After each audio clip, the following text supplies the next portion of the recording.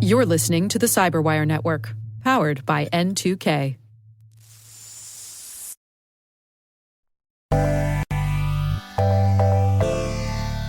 Hi, CyberWire listeners. This is Luke Vanderlinden, host of the Retail and Hospitality ISAC podcast. We're very excited to announce that our show is joining the CyberWire Podcast Network. Join me every second and fourth Wednesday for chats with members of the InfoSec community to discuss the latest challenges, opportunities, and best practices unique to cybersecurity in the retail and hospitality industry. Check it out at thecyberwire.com/RHISAC. That's thecyberwire.com/RHISAC. And be sure to subscribe wherever you get your favorite podcasts.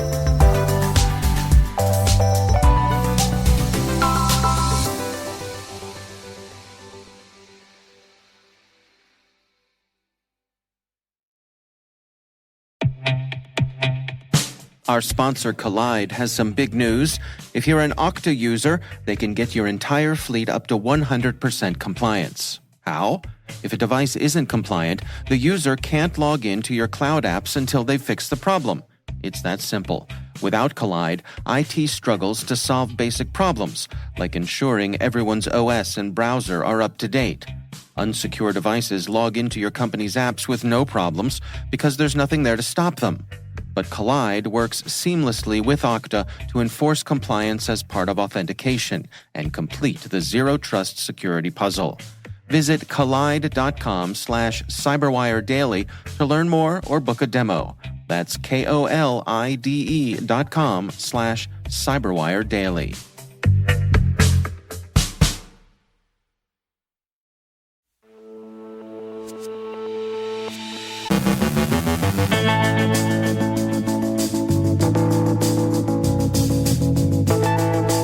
The LastPass data breach built on an earlier attack, forensic visibility and the Google Cloud Platform, an overview of hacktivist auxiliaries in Russia's war against Ukraine, Dish acknowledges sustaining a cyber attack, MKS Instruments discloses a ransomware incident, Carole Theriault has a lesson about ChatGPT and school systems, Ann Johnson from Afternoon Cyber Tea speaks with Stacy Hughes from Voya Financial about her journey to being a CISO, and Bitdefender releases a decryptor for MortalKombat ransomware.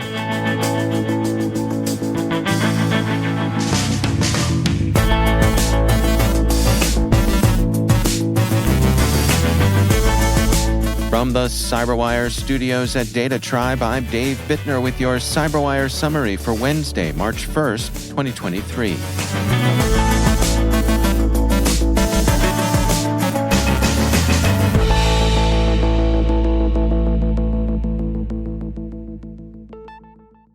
Password manager LastPass disclosed a second breach of their systems on Monday.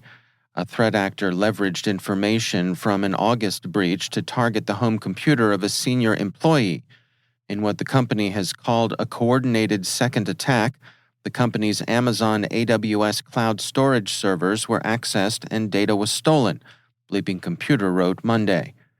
LastPass has disclosed that the 2022 breach ended on August 12th, when the threat actor pivoted from the first incident, but was actively engaged in a new series of reconnaissance, enumeration, and exfiltration activities aligned to the cloud storage environment spanning from August 12, 2022 to October 26, 2022.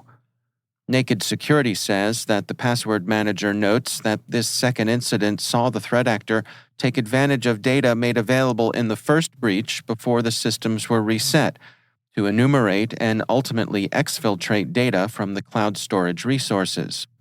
LastPass stressed in its disclosure that the data from the first attack requires decryption keys that were not available to the hackers, which is why this threat actor leveraged the stolen data to target one of the 4 DevOps engineers who had access to the decryption keys needed to access the cloud storage service. The company says that the employee's home computer was targeted via a vulnerable third-party software that allowed for remote execution and the implementation of a keylogger. The keylogger eventually gave way to the engineer's master password after MFA authenticated for the corporate vault.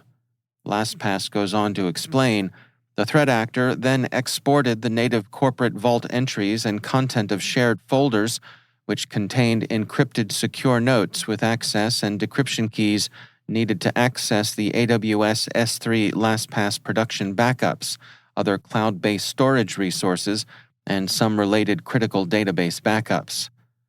So, the cycle in the last two attacks was like this: steal data, conduct further reconnaissance, use the stolen data for social engineering, and attack again.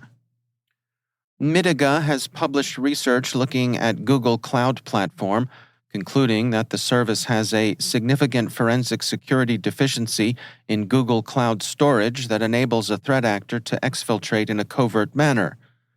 The researchers found that an attacker with access to a GCP storage bucket could steal data without leaving any obvious signs. The problem stems from the fact that GCP uses the same log description for a variety of different actions, including reading files, downloading files, copying files to an external server, or reading the metadata of a file.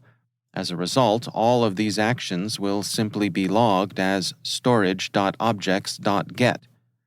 While Google doesn't consider the scenario Mitiga describes to be a vulnerability, Google says it appreciates Mitiga's feedback and has worked with them to develop some recommendations for improvement. GroupSense's Cyber Warfare Report, a look at the first 8 months of Russia's war against Ukraine, offers a useful overview of the role hacktivist auxiliaries have played in that war. The report says, interestingly, more hacktivist groups are openly pro-Ukraine than pro-Russia. Russia tends not to report on external cyber activities, so it is not known how effective these groups have been. However, we do know that there are more pro-Ukrainian groups than pro-Russian ones. GroupSense counts 42 hacktivist actors working in the Ukrainian interest, as opposed to 36 acting on behalf of Russia. The most prominent of the Ukrainian groups is the IT Army of Ukraine. The auxiliaries' most typical activities have been distributed denial of service attacks, but they've also been seen engaged in doxing and various forms of influence operations. Some of them have assisted with intelligence collection, and on the Russian side, some hacktivist auxiliaries have deployed wiper malware against Ukrainian targets. Some of the wipers appear to have been delivered by ransomware gangs, which suggest the source of some of the talent present in the Russian auxiliaries. The Verge reports that it's obtained an internal Dish Network email advising employees that it was investigating a cybersecurity incident and that Dish is aware that certain data was extracted. Official confirmation came from the company late yesterday when a Form 8K filed with the U.S. Securities and Exchange Commission disclosed that the IT issues were indeed caused by a cyber attack. The 8K reads in part, on February 23, 2023, Dish Network Corporation announced on its earnings call that the corporation had experienced a network outage that affected internal servers and IT telephony. The corporation immediately activated its incident response and business continuity plans designed to contain, assess, and remediate the situation. The services of cybersecurity experts and outside advisors were retained to assist in the evaluation of the situation. The corporation has determined that the outage was due to a cybersecurity incident and notified appropriate law enforcement authorities.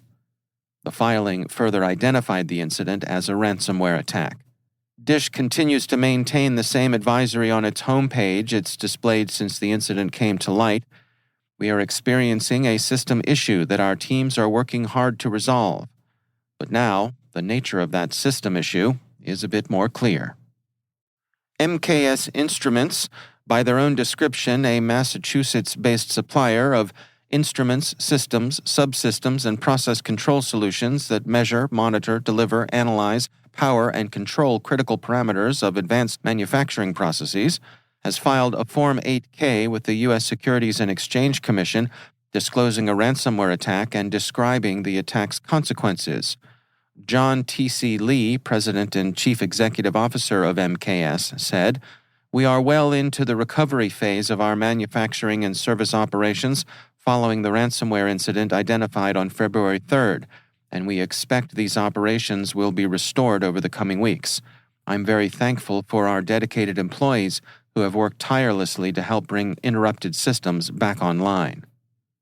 Since the ransomware will have a material impact on the company's first quarter results, and it's still unclear what that impact will be, MKS is delaying its first quarter guidance. Nonetheless, the company currently estimates the impact from the incident on first quarter revenue to be at least $200 million, out of revenue expected to amount to about $1 billion. And finally, bravo Bitdefender for releasing a universal decryptor for MortalKombat ransomware. MortalKombat is a strain of ransomware related to Zorist. It was first observed in January of this year, active against victims in the U.S., the U.K., Turkey, and the Philippines. The malware's only connection to the eponymous MortalKombat game is its threat to change victims' wallpaper to display a MortalKombat image. It's not spread by the game. If you've been affected, there's now a free decryptor available. Visit Bitdefender's blog if you need it.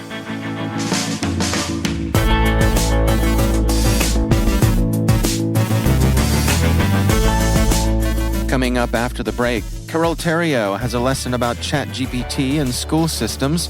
Ann Johnson from Afternoon Cyber Tea speaks with Stacy Hughes from Voya Financial about her journey to being CISO. Stay with us.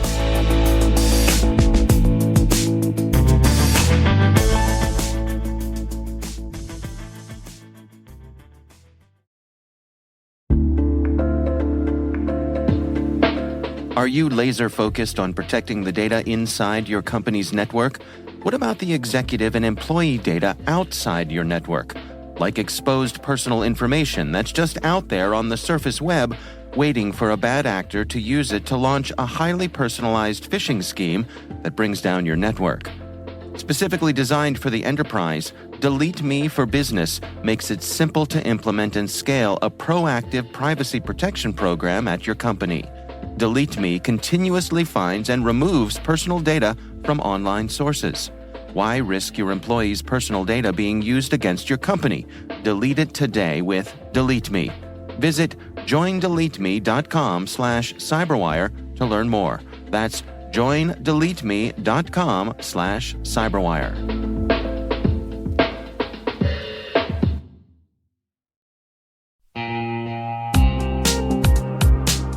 Struggling to keep up with the demands of managing and securing identity in your distributed enterprise IT environment? You're not alone, but don't let it hold you back. With Strata's identity orchestration platform, you can secure all your apps on any cloud with any IDP, so your IT teams will never have to refactor for identity again. Imagine modernizing app identity in minutes instead of months, deploying passwordless on any tricky old app, and achieving business resilience with always-on identity, all from one lightweight and flexible platform. Want to see it in action? Share your identity challenge with Strata on a discovery call, and they'll hook you up with a complimentary pair of AirPods Pro. So don't miss out. Visit strata.io/cyberwire. That's strata.io/cyberwire.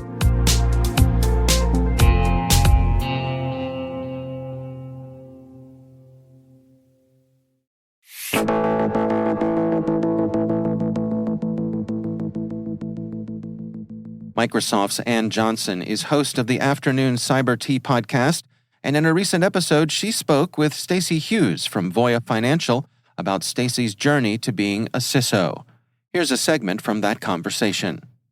On today's episode of Afternoon Cyber Tea, I am joined by Voya Financial's Senior Vice President and Chief Information Security Officer, Stacy Hughes. At Voya, Stacy is responsible for advancing the enterprise vision, strategy, and roadmap for their industry-leading cybersecurity program. She has more than 20 years of experience leading complex IT initiatives within Fortune 500 financial technology organizations, most recently as the CISO of Global Payments, where she also held leadership positions across governance, compliance, accounting, and the audit function. Welcome to Afternoon Cyber Tea, Stacy. I am absolutely thrilled to have you on the program today. Thanks, Ann. I'm so excited to be here. So, when we think then about leaders and businesses in the financial sector, you see this broad spectrum of risks and attacks. From your seat as an enterprise financial sector CISO, can you tell me some of the trends you're seeing? Are the risks evolving? Are the risks staying the same? And same with the attacks, right? Do you see the attacks evolving, or is it pretty much the same, just on repeat? We continue to see some of the same trends that have been in place over the past few years. For example, social engineering, phishing, ransomware, keeping in front of vulnerabilities, for example. However, I am starting to see, and I think the industry is starting to see as well, risks with different technologies. Over time, as we've continued, cloud, digital, data transformations, as well as artificial intelligence, for example, and more recently, ChatGPT, we also need to be able to utilize those technologies in our environments and be able to do that in a secure way that makes sure we meet compliance requirements and privacy as well, too. And that's being able to help our businesses innovate and move forward. However, I do see with those great technologies, we also see that the threat actors take advantage of those new capabilities and technologies as well. And they're developing new tactics, techniques, and practices against organizations.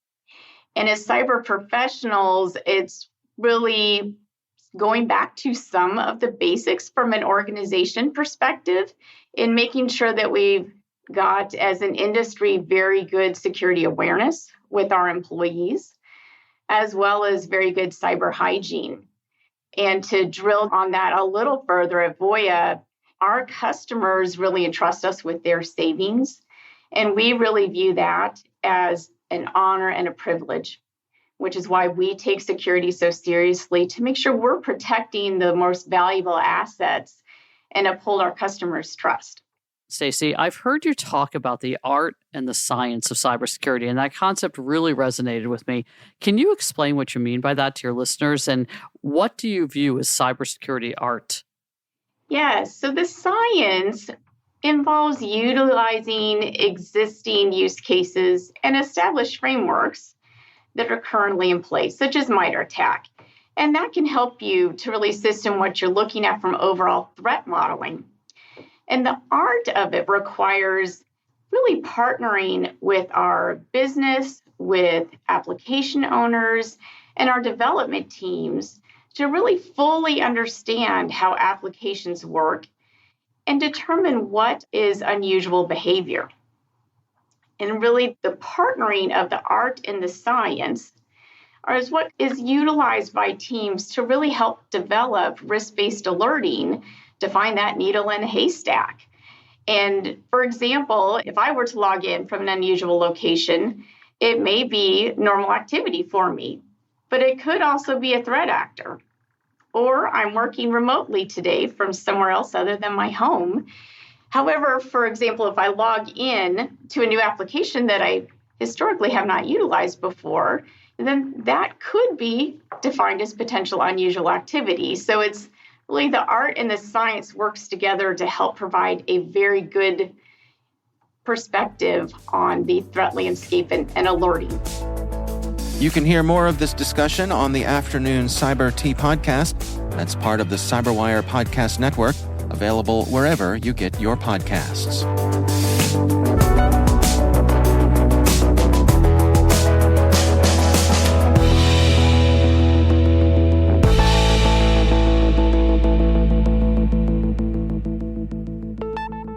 ChatGPT has been all the rage, as you know, if you've been listening to just about any news source lately. Our UK correspondent Carole Theriault has been digging into ChatGPT and school systems. She files this report. It's probably not really a surprise, but ChatGPT, released in late November 2022, has already sent many educators into a panic. I mean, students are using it to write their assignments, passing off AI-generated essays and problem sets as their own, writes the New York Times. Teachers and school administrators have been scrambling to catch students using the tool to cheat, but they're fretting about the havoc ChatGPT could wreak on their lesson plans. And recently, professors at the University of Pennsylvania released a research paper called Would ChatGPT-3 Get a Wharton MBA? And they documented in the paper how ChatGPT wrote and passed the final exam of the operations management module of an MBA degree. Apparently, the bot did an amazing job. Not only are the answers correct, but the explanations are excellent, said one of the profs. ChatGPT is even being credited as a co-author on a handful of papers. Some publishers of scientific journals are banning or restricting contributors' use of an advanced AI-driven chatbot amid concerns that it could pepper academic literature with flawed and even fabricated research. And of course, school systems are starting to freak out about plagiarism. In the United States, public schools in New York and Seattle have decided to block ChatGPT from their devices and Wi-Fi networks. In France, the prestigious Sciences Po University in Paris has also just announced a strict ban on its use. But really, let's think about this. Are these outright bans going to work? I remember being a kid facing a test I had failed to study for. I used to write some of the answers on my eraser and then, erase the evidence. But the institutional panic is, to me at least, expected. How can you identify plagiarism if the tool you use can provide unique answers every single time?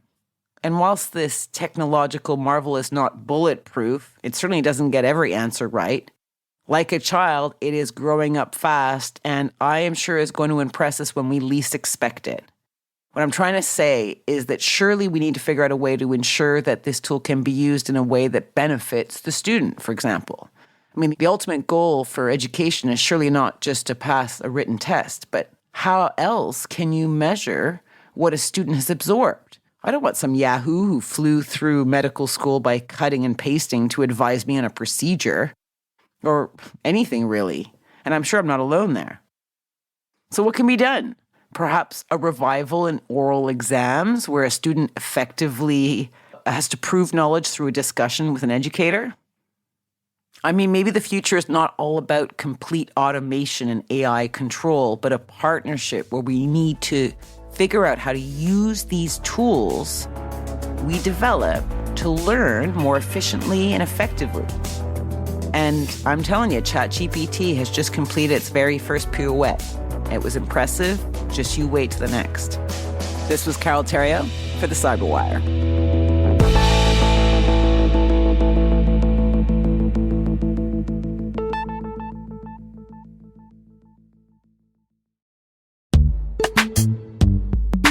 And now, a word from our sponsor, SpyCloud, the cybercrime analytics leader.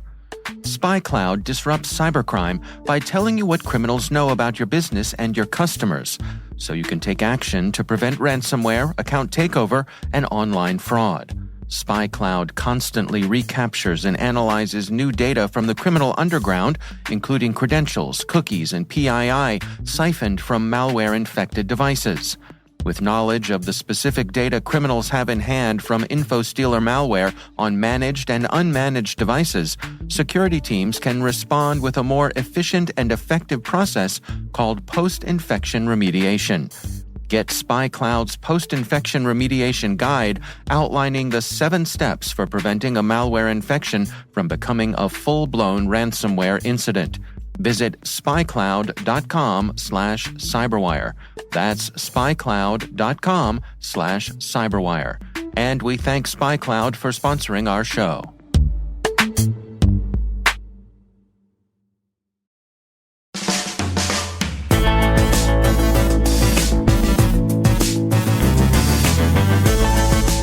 And that's the CyberWire. For links to all of today's stories, check out our daily briefing at thecyberwire.com. The CyberWire podcast is a production of N2K Networks, proudly produced in Maryland out of the startup studios of DataTribe, where they're co-building the next generation of cybersecurity teams and technologies. This episode was produced by Liz Irvin and senior producer Jennifer Iben. Our mixer is Trey Hester, with original music by Elliot Peltzman. The show was written by John Petrick.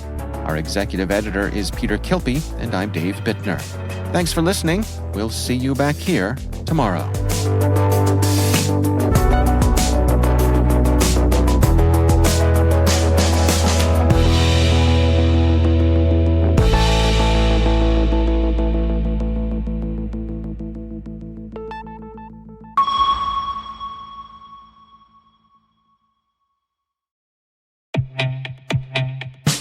Dreamport is a mission accelerator that combines state-of-the-art facilities, innovative programs, and imaginative people charged with finding that spark that leads to unparalleled capability.